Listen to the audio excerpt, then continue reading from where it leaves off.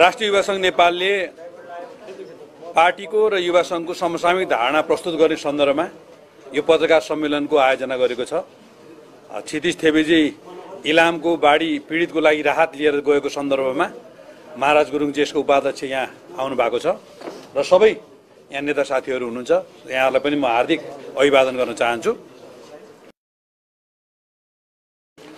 अहिले पछिल्लो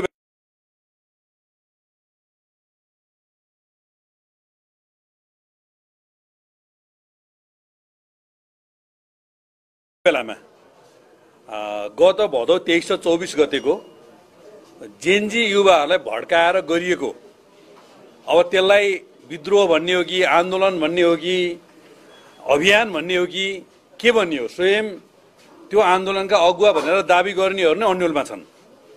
त्यो के माग थियो देशको, त्यो विषयमा पनि उहाँहरू अन्यल हुनुहुन्छ।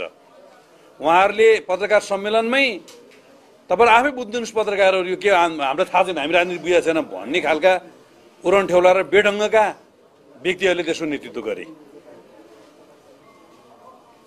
व्यवस्था परिवर्तन भयो, अवस्था परिवर्तन भएन भन्ने भाष्य विश्व प्रकाशजीले सुरु गर्नुभयो जस्तो लाग्छ मलाई। एक चरण प्रचण्डजीले त्यसमा घिउ थप्नुभयो। पछिल्लो बेलामा रवि लामेछानेहरू नो नट अगेनदेखि लिएर इनफ इज इनफसम्मका अभियान लिएर विविध शक्तिहरू त्यहाँ आइपुगे र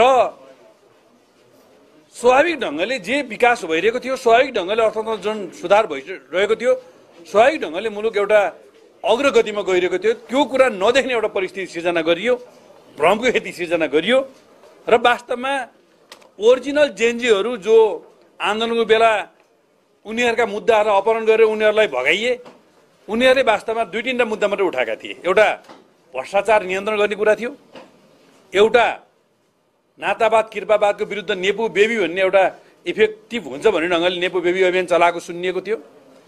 मूलभूत रूपमा सुशासनको पक्षमा भ्रष्टाचारको विरुद्धमा र नातावाद कृपावादको विरुद्धमा उहाँहरूको अभियान थियो।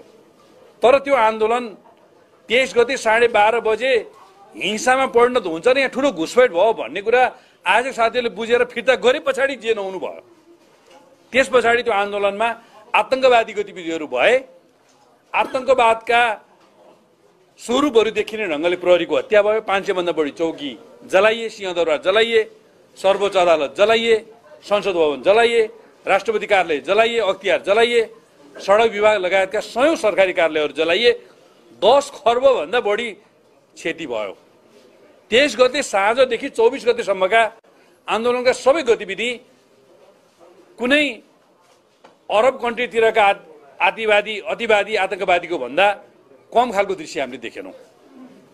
1945 मा दोस्रो विश्वयुद्धलाई कन्ट्रोल गर्ने बाहनामा अमेरिकाले हिरोसिमा र नागासाकीमा बम हान्यो जापानी सेनालाई परास्त गर्नको निमित्त। तत्कालीन समयमा $2.2 बिलियन खर्च भयो। त्यहाँ झन्डै 5 लाख भन्दा बढी मान्छे मृत्यु भयो। सुरुमा त त्यो दोस्रो विश्वयुद्ध कन्ट्रोल गर्नको लागि त्यो गरिएको कुरा ठिक थियो भनेर अमेरिकन पक्षधरले निकै राम्रो प्रचार गरे। तर जब त्यहाँ मानवताको त्यो तहको क्षति भएको एउटा परिस्थिति आयो, रसिया चाइना लगायत धेरै देशहरूले त्यसको विरोध गरे र अहिले संसारको मानव ध्वंसको एउटा मुख्य घटनाको रूपमा त्यो घटनालाई हेरिन्छ। तर आज अन्तर्राष्ट्रिय शक्तिहरू यो ढङ्गले घुसपेट भए हामी कुनै देशलाई तोकेर भन्न सक्दैनौँ कि तिमीहरूको यहाँ इन्ट्रेस्ट जोडिएको छ भनेर। हामी कुनै साम्राज्यवादी शक्तिलाई भन्न सक्दैनौँ कि तिमीहरूको यहाँ इन्ट्रेस्ट जोडिएको छ भनेर।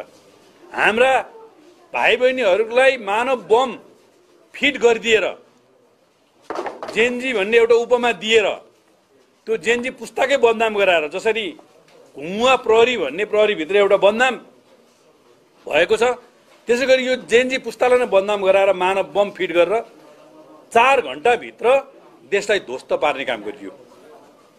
डिस्कर्ड लगायतका ग्रुपहरू,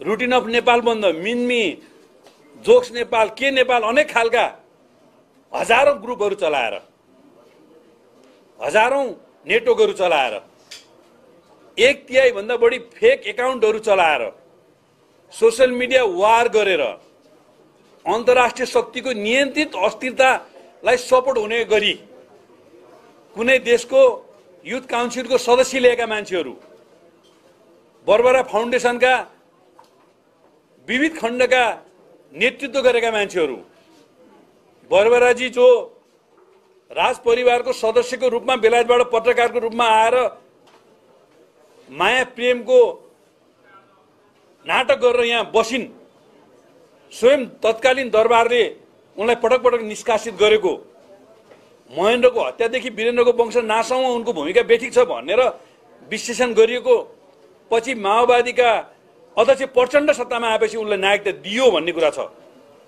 त्यो फाउन्डेसनको पैसा जुन ढङ्गले प्रयोग भएको छ, हामीले नायक भनेर मानेका धेरै मान्छेहरू खलनायकको रूपमा प्रस्तुत भएका छन्। 3 वर्ष अगाडि बालेनजीका बारेमा, रविजीका बारेमा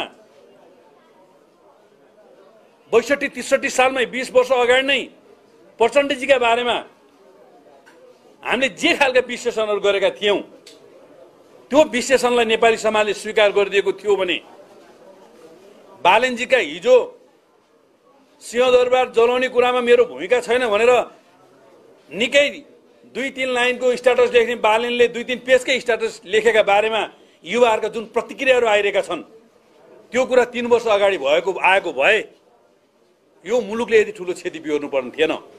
यो मुलुक विदेशीको क्रीडा स्थल हुने स्थिति थिएन र आज मानवता हराएको, विधिको शासन हराएको, कानुनी सर्वोच्चता हराएको, जनताको सार्वभौमसत्ता हराएको एउटा जुन परिस्थिति सिर्जना भएको छ, यो हुन्थेन। त्यही भएर गौरवका साथ भन्न सकिन्छ, सिङ्गो मुलुकको राष्ट्रियता जोगाउनको निमित्त, लोकतन्त्रलाई सम्वर्धन गर्नको निमित्त र जनताको हितलाई प्रक्षेपोषण गर्नको निमित्त समसामयिक राजनीतिका जुनसुकै नेता र दलहरूभन्दा एमाले अगाडि छ र हामीले त्यो भूमिका खेलेका छौं। यो कुरा हामी गौरवका साथ भन्न सक्छौं। डिस्कर्ड भन्ने एउटा समूह चलाइयो, नेताका घर जलाउनेदेखि लिएर सिंहदरबार जलाउनेदेखि लिएर प्रहरी चौकी जलाउनेदेखि लिएर हत्या गर्ने तहसम्म त्यसलाई प्रयोग गरियो। 1 महिना अगाडि अमेरिकाको कन्जर्भेटिभ पार्टीका प्रवक्तालाई त्यही डिस्कर्ड समूहको योजनामा गोली ठोकेर हत्या गरिएको छ। त्यसैको प्रतिलिपि गर्दै बालेनजीको योजनामा त्यो परिचालन गरिएको छ र प्रत्येक नेताहरूका घर घरका गुगल म्याप त्यसमा अपलोड गरिएको छ, त्यो खालको एप्स विकसित गरिएको छ र हाम्रा युवाहरूलाई पेट्रोल पम्पदेखि लिएर, गल खन्तीदेखि लिएर, सुन लुट्नेदेखि लिएर, पैसा चोर्नेदेखि लिएर अनेक धन्दा लगाइएको छ। अहिले पनि साइबर अपराध मार्फत लुटपिटको धन्दा चलाइएकै छ। गृह मन्त्रालय त्यसलाई नियन्त्रण गर्ने होइन, त्यसलाई संरक्षण गर्ने कुरामा लागेको छ र जेनजी आन्दोलनका आफूलाई अगुवा भन्नेहरू, उनीहरू मार्फत मिडिया ट्रायल गर्न लगाइन्छ। सुदन गुरुङ भन्ने एउटा उरनठेउरो भाइ छ, अनाधिकृत ढङ्गले सरकारी अफिसियल बैठकहरूमा उसले निर्देशन दिन्छ। बुद्धिजीवीहरूले विश्लेषण गर्न थालेका छन्। 7 सालको परिवर्तन पछाडि पनि मित्र राष्ट्रका राजदूतहरू हाम्रा क्याबिनेटका बैठकहरूमा जान्थे। आजको परिवेशमा कुनै देशका राजदूतहरू नेपालका अफिसियल बैठकमा जान सक्दैनन्। आज संयुक्त राष्ट्रसङ्घ लगायतका हाम्रा अन्तर्राष्ट्रिय रूपमा हामीले गरेका सन्धि सम्झौतामा बाध्यका कारणले त्यो ढङ्गले आउन सक्दैनन्। तर मान्छेहरूले के आकलन गर्दैछन् भने विभिन्न अन्तर्राष्ट्रिय शक्तिका एजेन्टहरू अवैधानिक ढङ्गले हाम्रो राज्य संयन्त्रलाई कब्जा गर्न खोज्दैछन्। त्यो पात्रको रूपमा सुदन गुरुङ जस्ता मान्छेहरूलाई एम्बुस बनाएर यहाँ पड्काउन खोजिँदैछ। सुदन गुरुङ जस्ता मान्छेहरू बालेनजीहरूको योजनामा केपी ओली, रमेश लेखक र महेश बस्नेतलाई गिरफ्तार गर्नुपर्छ भनेर मिडिया ट्रायल गर्छन्, सोसियल मिडियामा ट्रेन्ड चलाउँछन्, अनि डेलिगेसन जान्छन् प्रधानमन्त्री र गृहमन्त्रीजीको सल्लाहमा। बिचरा बुढी आमै जेनजीको होजामा भात खाँदै रहेछन् अस्ति। ए आमै भात खाँदैछौ, लो खाऊ खाऊ, तिमीले मात्रै खाए भइहाल्छ नि भन्ने ढङ्गका अभिव्यक्ति दिएर, गृहमन्त्रीलाई त्यही खालको अभिव्यक्ति दिएर जुन खालका अराजकता यहाँ सिर्जना गर्न खोजिँदैछ। हामीले भनेका छौँ 23 गते मृत्यु भएको 21 जनाको सन्दर्भमा सत्य तथा निष्पक्ष छानबिन आयोग जुन गठन भएको त्यसले छानबिन गरोस्। गौरीबहादुर कार्कीजी मेरो छिमेकी हो, नाताल त मेरो जेठा नै हो, उहाँको फुपूको नातिनी मैले बिहा गरे हो। म उहाँलाई अनुरोध गर्न चाहन्छु मेरो जेठान साहबलाई, निष्पक्ष छानबिन गर्नुहोस्, दोषी जो देखिन्छ कारबाही गर्नुहोस्, त्यसमा हाम्रो पूर्ण समर्थन रहन्छ। तर निष्पक्ष छानबिन गरिरहँदा साम्राज्यवादी शक्तिहरूले घुसपेट गराएका साफ सुटरहरू त्यहाँ छन् कि छैनन्, स्नाइपरहरू त्यहाँ छन् कि छैनन्, बुलेट प्रुफ ज्याकेट लगाएर प्रहरीको तर्फबाट होइन आन्दोलनकारीको तर्फबाट त्यहाँ हतियार प्रयोग भएको छ। यो बारेमा पनि निष्पक्ष छानबिन होस्, दोषी सबैलाई कारबाही होस्। नेपालको कानुनले गोली चलाउने आदेश कसलाई दिन्छ त्यो बारेमा छानबिन होस्। 23 गते रवि लामेछानेजीलाई नक्खु कारागारबाट मुक्त गराउनको निमित्त गएका डीपी अर्याल, मनिष झा को गएका छन्, जला संग्रहालय भन्ने एउटी महिला पनि गइसक्यो भने सुनेको छ हामीले। यिनको बारेमा छानबिन होस्। त्यसपछि भागेका 14,000 कैदीहरू कहाँ छन्? 500 चौकी जलाउने क्रममा 12,000 हतियार लुटिएको छ, 20,000 भन्दा बढी गोलीका खोकाहरू लुटिएका छन्। ती हतियार कहाँ छन्? साम्राज्यवादी शक्तिहरूले फेरि अर्को एउटा नयाँ शक्तिले सिर्जना गरेर नेपालमा विद्रोह सिर्जना गर्न खोजेको त छैन? ती 12,000 हतियारहरू तपाईँ हाम्रो शिरमा पड्किनेवाला त छैनन्? यो विषय निकै गम्भीर छ। यो विषय एक एक गरी छानबिन गर्नुपर्छ। 14,000 कैदीहरूलाई बाहिर निकालेर समाजमा आतंक लुटपाट सिर्जना गर्ने स्थिति बनेको छ। धादिङको एउटा जेएनजीको नाइकेले आमाको हत्या गरिसक्यो, अर्को एउटा जेएनजीको आडमा जेलबाट निस्केको काभ्रे दोलखा जिल्लाको बलात्कारले दोस्रो बलात्कार गरिसक्यो भन्ने कुरा आइरहेको छ। समाज एउटा अपराधको भड्खालोमा जाग्न खोज्दैछ। चट्याङ मास्टरको एउटा कविता छ दशैंको बारेमा, शीर्षकमा उहाँले लेखेको, वर्षभरिको झोक झिकी काटौँ खसी बोका सब, काट्नु पर्ने त अरूलाई नै थियो यसैमा चित्त बुझौँ अब भनेर उनले एउटा कविता लेखेका छन्। यहाँ अपराधीहरूलाई कारबाही गर्नुपर्ने छ, स्नाइपरहरूलाई कारबाही गर्नुपर्ने छ, साफ सुटरहरूलाई कारबाही गर्नुपर्ने छ। डिस्कर्ड लगायतका नेटवर्क चलाएर नेताहरूको घर जलाउने, सरकारी कार्यालय जलाउने, सरकारी भौतिक सम्पदाहरू समाप्त गर्ने तत्त्वहरूलाई कारबाही गर्नुपर्ने छ। घुसपेटवालाहरूलाई कारबाही गर्नुपर्ने छ। प्रहरीले जिउँदै जलाएर मार्नेहरूलाई कारबाही गर्नुपर्ने छ। बागमतीमा नदीमा भागेर आत्मसमर्पण गरिसकेको प्रहरीलाई मार्नेहरूलाई कारबाही गर्नुपर्ने छ। काम कुरो एकातिर कुम्लो बोकी कतातिर भने जस्तो हाम्रो गृहमन्त्रीज्यू केटाकेटी आए गुलेली खेलाए मट्याङ्ग्राको सत्यानाश भने जस्तो त्यही सुदन गुरुङले केटाकेटीहरूलाई गुलेली खेलाउन दिएर आफू सफल भएको नाटक गर्दैछ। कुलमानजी सुटपुट लाएर बाढी पहिरोको निरीक्षण गरेको नाटक गर्दैछन्। सूर्यविनायकदेखि धुलीखेल खण्ड उनको भतिजो 60% भएको लामा कन्स्ट्रक्सनले काम गरेको, उनलाई सबभन्दा चासो त्यहाँ छ, किनभने त्यहाँ भियो गर्नुपर्ने छ र उनको लगानी भतिजो मार्फत अप्रत्यक्ष भएको लामा कन्स्ट्रक्सनलाई रकम भुक्तानी गर्नुपर्ने छ। हिजो बत्ती जाँदा सालो केटोले बत्ती गयो भने अहिले कुलमानको उठाउ धन्दामा सहयोग गर्ने कालो केटोको कारणले कति बत्ती गएको छ? मिडियाका साथीहरू सालो केटोको हुँदै नभएको नाता सोचाएर सालो केटोको वर्णन गर्ने मिडियाका साथीहरू कुलमानको उठौतीका मतियार कालो केटोको बारेमा किन बोल्दै गर्न सक्नुहुन्न? यो विषय छानबिन हुनुपर्छ। देश स्टन्टले चल्दैन। म पिएसओ लिन्न, मलाई गाइड चाहिँदैन, मलाई क्वार्टर चाहिँदैन के भने हो? यसको मतलब तपाईसँग मन्त्रीको जतिको बस्न सक्ने घर रहेछ, मन्त्रीको जतिको 2-3टा गाडी रहेछ, मन्त्रीको जति सुविधा सम्पन्न तपाईहरुको वरिपरि सुरक्षाकर्मीहरू रहेछन्। कहाँबाट आयो यो? अर्थमन्त्री पूर्व सचिव हुनुहुन्छ। सम्पत्ति शुद्धिकरण र भ्रष्टाचारको कुरा गर्दा रामेश्वर खनालजीबाट सुरु गर्ने कि नगर्ने? कुलमानजीको अख्तियारमा दर्जनौं मुद्दा छ, सम्पत्ति शुद्धिकरणमा दर्जनौं मुद्दा छ, संसदीय समितिमा दर्जनौं मुद्दा छ। अब छानबिन त्यहाँबाट सुरु गर्ने कि नगर्ने? मैले त हिम्मतका साथ भनेको छु। मैले भनेको कुरा सम्माननीय पूर्व प्रधान न्यायाधीश वर्तमान जेएनजीको हजामा सुशीला कार्कीजीले भन्न सक्नुहुन्छ? तपाईहरुले तोकेको मान्छे छानबिन गर्नुस्, बिचमा खुकुरी राख्नुस्, दोषी देखे मलाई म काटिन तयार छु, निर्दोष देखे सम्बन्धित मान्छे तयार छ भनेर मैले प्रश्न सोधेको छु।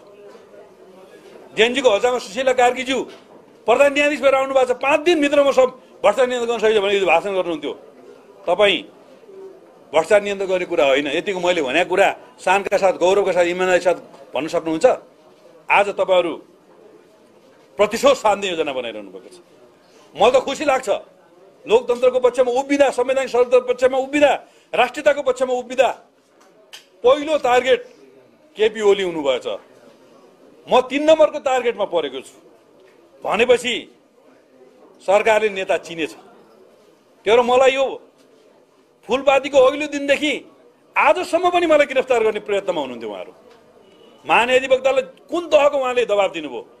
आई साहब र एआई साहबहरू, डिआई साहबहरू र सम्बन्धित निकायका एसएसपी साहब र एसपी साहबहरूलाई कुन तहको दबाब दिनुभयो? हुँदै नभएको मुद्दा सिर्जना गरेर एउटा अनेक खालका पात्रहरू खडा गरेर गिरफ्तार गर्ने प्रयत्न भयो। अदालतले सरकारको त्यो षड्यन्त्रलाई स्वीकार गरेन। हिजो मेरो विरुद्ध पक्राउ पूर्जी जारी गर्न दलबलसहित गएको प्रहरीलाई अदालतले फिर्ता गरिदियो। यो कुनै बेतुकको कुरामा यस्तो लाउनुहोस्। यो महेश बस्नेतको आवाज थुन्ने षड्यन्त्र हो। तपाईँ लोकतन्त्रवादी हो कि लोकतन्त्रवादी हो भने महेश बस्नेत लगायतका लोकतन्त्र र राष्ट्रियताको पक्षमा बोल्नेहरूको आवाज थुन्न पाइँदैन भनेर अदालतले भनिदियो।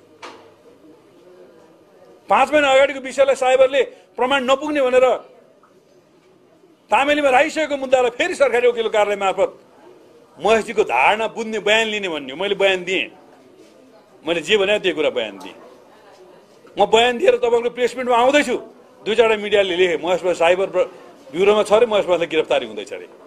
महेश बस्नेत कुनै भूमिगत जीवन बाँचेको मान्छे होइन। महेश बस्नेत भारत अथवा चाइनातिर लुक्न गएको पनि छैन, यहीँ छ, गुन्डुमै बस्छ। मलाई समातेर देखाउनुहोस्।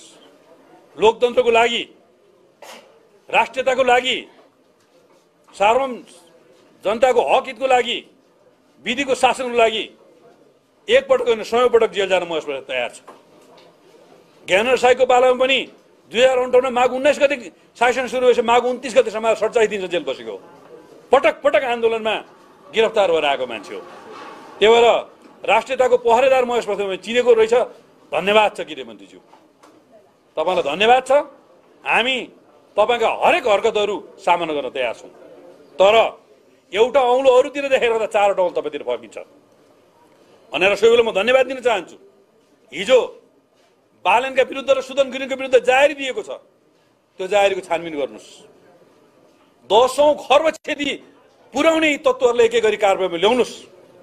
अब आजबाट हामी आह्वान गर्छौँ, जेनजी होइन, अब त्यो जेनजी भन्ने पुस्ता बदनाम भएको हुनाले अब डिजिटल जेनेरेसन राख्ने भनेर युवा संघले निर्णय गरेको छ। अब हामी प्रत्येक वडामा, टोल टोलमा डिजिटल जेनेरेसन फोर्स निर्माण गर्छौँ र यो खालको अराजकतालाई नियन्त्रण गर्ने कुरामा, विधिको शासनलाई कायम गर्ने कुरामा राष्ट्रिय युवा संघ नेपालले अब दशैं सकिएको छ, अब लगत्तै देशव्यापी अभियान चलाउँछ। हामी प्रत्येक जिल्लामा हिजो भनेर सबैले सुरु गरेको छ। प्रत्येक जिल्लामा सरकारी कार्यालय जलाउने, प्रहरी चौकी जलाउने र नेताहरूका घर जलाउने र प्रहरीहरूको हत्या गर्ने अपराधीहरूलाई कारबाहीको दायरामा ल्याउनको निमित्त भोलिदेखि नै जाहेरीको प्रक्रिया हामी अगाडि बढाउँछौँ। नेपाल प्रहरीलाई हामी मनोबल प्रदान गर्छौँ र वर्तमान जेएनजी सरकारलाई हाम्रो प्रश्न छ, फागुन 21 गते तपाईँले गर्ने भनेको चुनाव सङ्ख्याको घेराभित्र छ। तपाईँले प्रस्ताव गर्नुभएको अध्यादेश चुनाव नगराउने षड्यन्त्रका साथ ल्याइएको छ। दलहरूको अस्तित्व अस्वीकार गरिएको छ। हिजो केपीओले संसद विघटन गर्दा केपीओलाई निरङ्कुश भन्ने जेएनजीको हजामा सुशीला कार्कीलाई मेरो प्रश्न छ, अब अहिले तपाईँले गर्नुभएको संसद विघटन कसरी ठिक भयो? जेएनजीहरूको त कुनै संसद विघटनको माग थिएन, सरकार परिवर्तनको माग थिएन। जेएनजीले आफैले भनेका छन्, खरायोलाई जालमा थापेको बाघ जालमा पर्यो, अब जाल समाधि रहौँ भने कति समाउनु, छोडौँ भने बाघले टोक्ने भयो। आज जेएनजीहरू बिचरा त्यो हालतमा पुगेका छन्।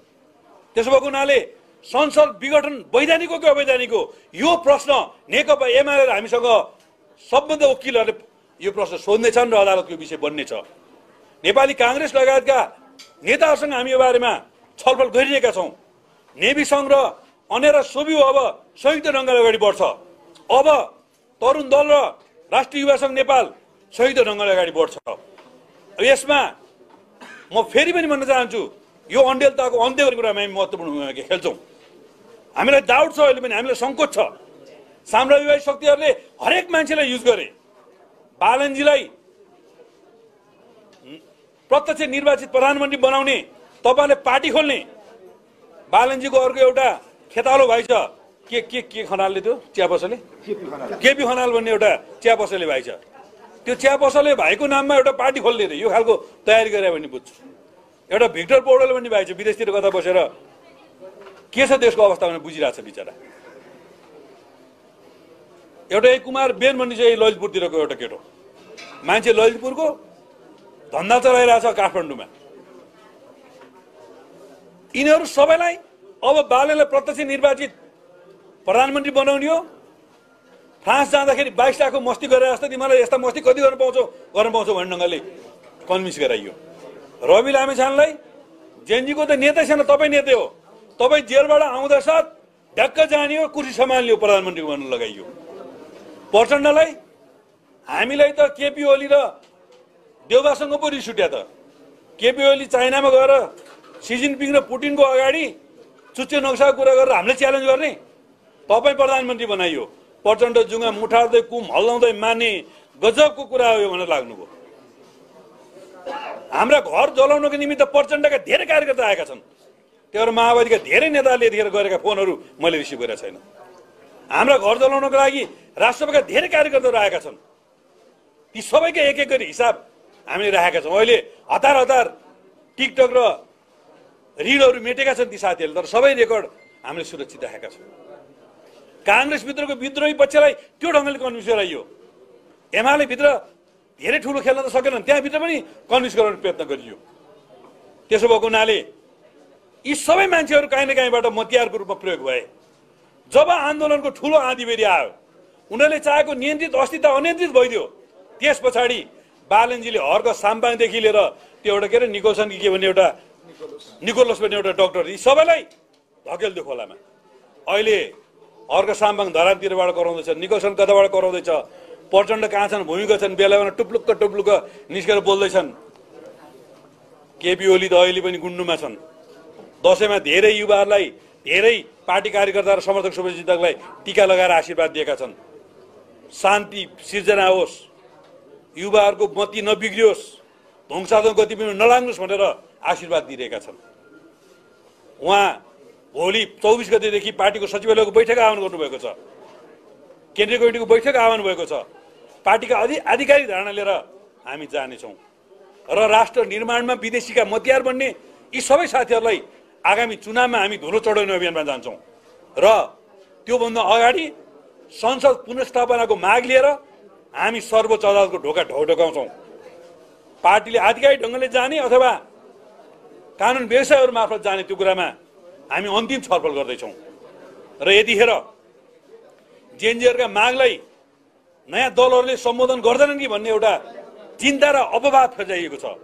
म जेएनजी भाइ बहिनीहरूलाई अनुरोध गर्न चाहन्छु, तपाईँको नाम जेएनजी होइन, अब डिजिटल जेनेरेसन राख्थ्यौँ हामीले, अब डिजिटल जेनेरेसनका भाइ बहिनीलाई म अनुरोध गर्न चाहन्छु, भ्रष्टाचार रोक्ने तपाईँका माग हामीले पूर्ण साथ दिन्छौँ।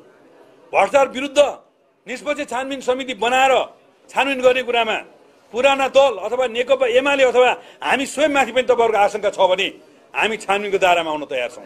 तर तपाईँहरूको रगतमा होली खेलेर घाइतेहरूको बैशाखी टेकेर सरकारमा गएका हरेक व्यक्तिहरू र तपाईँलाई उचाल्ने व्यक्तिहरूको पनि छानबिन हुनुपर्छ। त्यो कुरा पनि हामी तपाईँलाई अनुरोध गर्न चाहन्छौँ। तपाईँले उठाउनु भएको नातावाद किरावाद अन्त्य गर्ने र मुलुकलाई विकास गर्ने, रोजगारी सिर्जना गर्ने कुरा भाटपट्टि निजलाएर सम्भव छैन। उपेन्द्र महतोलाई लहटेर विनोद चौधरीहरूलाई ध्वस्त पारेर मिनबहादुर गुरुङहरूलाई राष्ट्रिय पुँजीपतिहरूलाई लहटेर सम्भव छैन। यो रोजगारी सिर्जना गर्ने कुरामा हामी स्थापित दलहरूले तपाईँलाई सहयोग गर्नुपर्छ। त्यसमा हामी तपाईँलाई साथ दिन तयार छौँ। तपाईँहरूको एजेन्डालाई नेकपा एमाले अगाडि बढाउने कुरामा हामीलाई कुनै हिचकिचाहट छैन। अहिले पनि प्रतिनिधित्वको हिसाबले 40 वर्षभन्दा कम उमेरका 10% प्रदेशमा र 15% जिल्लामा र आउँदो महाधिवेशन केन्द्रमा निश्चित परिषद लाने भनेर पहिलो निर्णय गर्ने पार्टी नेकपा एमाले हो। तपाईँको एजेन्डालाई हामी सम्बोधन गर्छौँ। तपाईँको भावना अनुसार हाम्रो पार्टीका गठन पुनर्गठन प्रक्रिया पनि अगाडि बढ्छौँ। तर अहिले नै यही हो गजबको कायदा भनेर देशमा एउटा गम्भीर सङ्कट आएको बेलामा हाम्रो नेतृत्वमाथि चौतर्फी आक्रमण भइरहेको बेलामा के साथीहरू नेतृत्व परिवर्तन गर्नुपर्छ भनेर झिनो स्वरले बोलेको सुनिन्छ। म हाम्रो पार्टीका सदस्य अध्यक्षको तर्फबाट म तपाईँलाई भन्न चाहन्छु, यो पार्टीको अध्यक्ष उहाँ हुनुहोला नहोला, प्रधानमन्त्री फेरि बन्नुहोला नबन्नुहोला, तर यो मुलुकको अभिभावक केपी ओली हो, राष्ट्रियताको संरक्षक केपी ओली हो। चुच्चे नक्सा ल्याउनको निमित्त उहाँले खेलेको भूमिका अविस्मरणीय छ।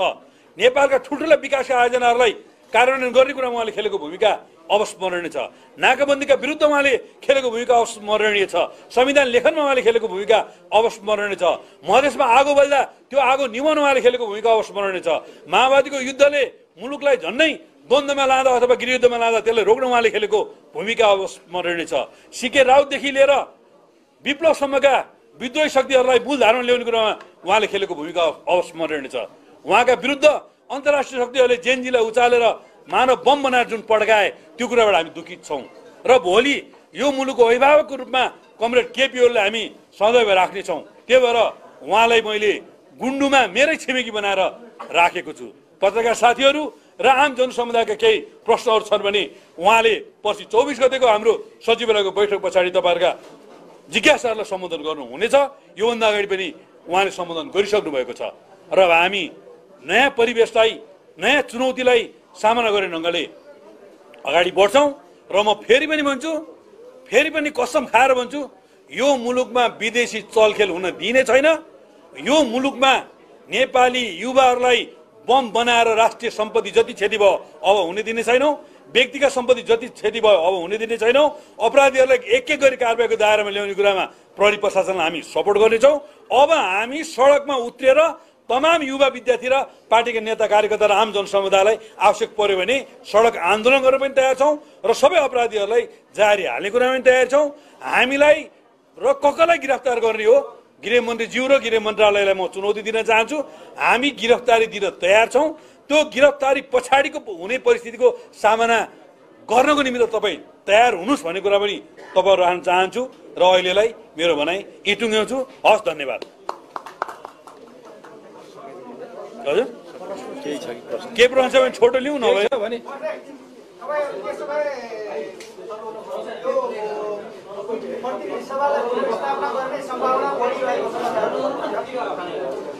अब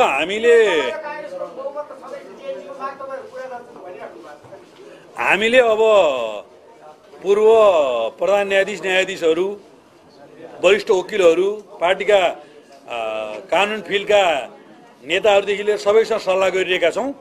सबैको सल्लाह के आएको छ भने यो संसद विघटन गर्ने प्रक्रिया अवैधानिक छ। संसदलाई खुलाएर जेएनजीका मागहरू के हुन् सूत्रबद्ध भनेर उनीहरूलाई पुरा गर्न, जस्तो उहाँले भन्नुभएका कतिपय मागहरू संविधान संशोधन गर्नुपर्ने छ। अब सुशीला कार्कीज्यूले राष्ट्रको नाममा सम्बोधन गर्दा संविधान संशोधन असम्भव छ, नयाँ सरकार आवेश गर्छ भन्नुभएको छ। संसद पुनर्स्थापना हुने स्थिति बन्यो भने जेएनजीका कतिपय मागहरू चाहिँ आउँदो चुनावभन्दा अगाडि नै हामी पुरा गर्न सक्छौँ।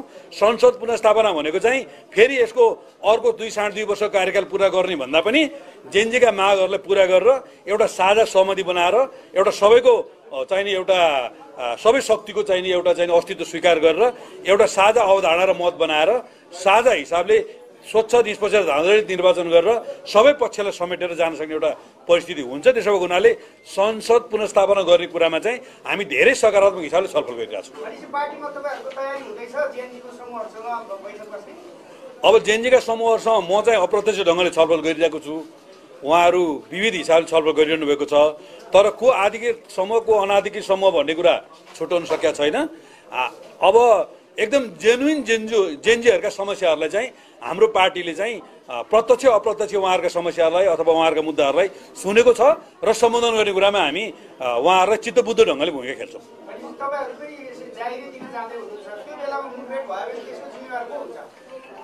मुठभेड हुँदैन।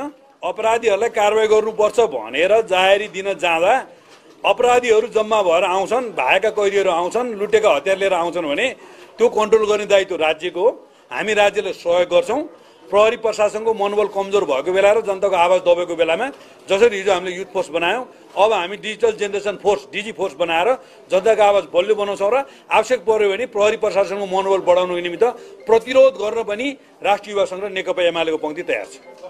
जेएनजीहरूले त भ्रष्टाचारीहरूलाई एकदमै थुनेर छानेर कारवाही गर्ने रे, सख्त कारवाही गर्ने रे भनेर तिनीहरूको त्यो प्लानिङ छ र अहिले हाम्रो पूर्व प्रधानमन्त्री किन आउनु भएन?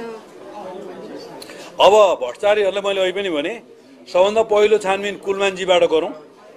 कुलमान घिसिङ जतिको भ्रष्टाचारी मैले कोही देखाएको छैन, म त देखाउँदै भने हो होइन। रामेश्वर खनालजीबाट सुरु गरौँ। उहाँ बालकोटमै बस्नुहुन्छ, मेरो छिमेकी हो, पूर्व अर्थ सचिव हो। बिदा दिन सरकारी गाडी प्रयोग गरे बापत हिजो साँचो युवा सङ्घले खोज्दाखेरि लौ न म यची बजेट बनाउने प्रक्रियामा छौँ भनेर अनुरोध गरेकै मान्छे हो हामीसँग, राम्रै सम्बन्ध छ। त्यसो भएको हुनाले रामेश्वरजीबाट सुरु गरौँ र अहिले जेएनजीलाई उचाल्ने को छन् ती साथीहरूबाट सुरु गरौँ।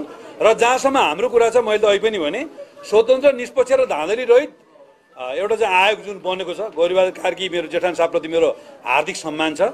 उहाँहरूले गरेको छानबिनलाई हामी सहयोग गर्न तयार छौँ, त्यसमा समस्या रहेन। अब पूर्व प्रधानमन्त्रीज्यूले आफ्ना धारणा औपचारिक अनौपचारिक ढङ्गले दिइसक्नु भएको छ। अस्ति उहाँले आफ्नो निवासकै अगाडि युवा सङ्घकै कार्यक्रमको आयोजनाबाट तपाईँहरूलाई आफ्नो धारणा राखिसक्नु भएको छ। भोलि 11 बजे हामी गुन्डुमा भक्तपुरको पार्टी जिल्ला कमिटीको तर्फबाट पार्टीको महत्त्वपूर्ण नेताले फेरि पार्टीका धारणाहरू राख्छौँ। 24 र 25 गते हाम्रो सचिवालय बैठक छ र हाम्रो केन्द्रीय कमिटीको बैठक कति 29 गते 27 गते हाम्रो केन्द्रीय कमिटीको बैठक छ। नेकपा एमाले आफ्ना अफिसियल धारणाहरू यो महिनाको मसान्तसम्ममा सबै कुरा सार्वजनिक गर्छ।